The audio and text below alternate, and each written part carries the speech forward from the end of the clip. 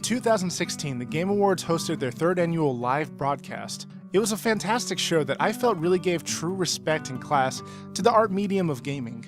At this event, there was an award category called Games for Impact. This category is for video games that have some sort of deep and meaningful message and/or overall narrative. The games in the list all had thought-provoking content, but one that many knew of was a game called That Dragon Cancer, which went on to win the award.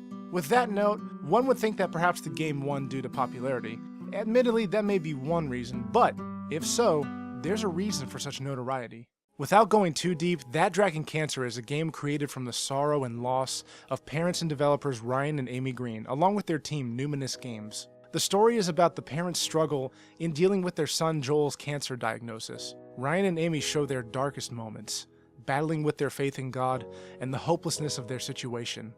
The video game is gut-wrenching, heartbreaking, and tough, but all still beautiful and meaningful. Video games give developers and players the chance to dive into amazing, creative, crazy worlds and stories that could never happen in any other medium.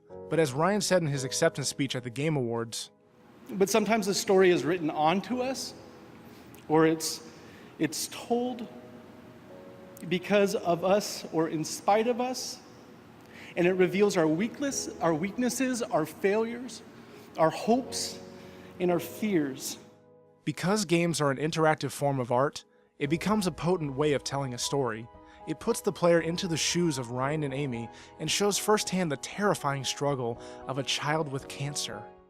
That Dragon Cancer accomplished two very big things with its win at the Game Awards. The first is the potential for Christians to work and thrive in the video game business.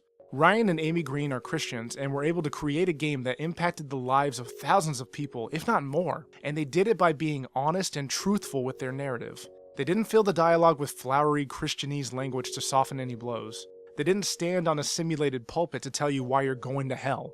They faithfully told the story of their son and how it strained their relationships with God and each other.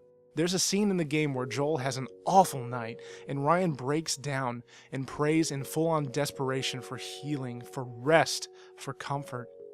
The scene isn't hammy, and it doesn't play up the emotions. It's raw, it's focused, it's true. This scene, and many others in the game, show that Christianity can blend into gaming in a positive, meaningful way that isn't derivative and speaks of a profound grace that can comfort the broken.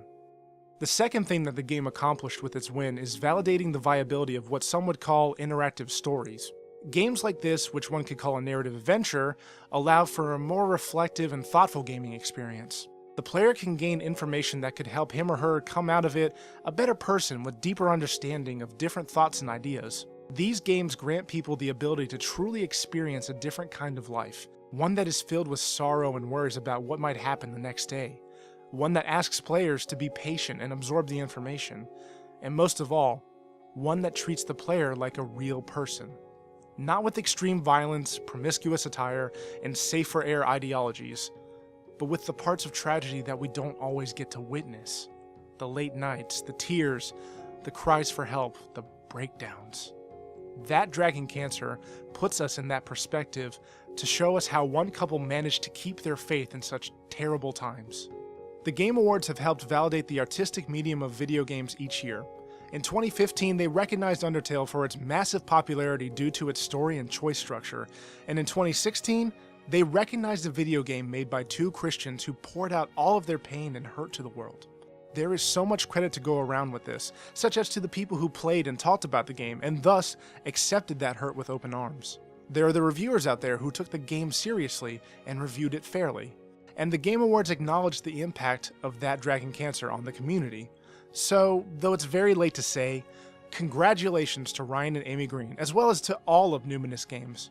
In a world that favors the quick, easy, and explosive stories, your story of sorrow and faith touched the hearts of many, and it was honored for that.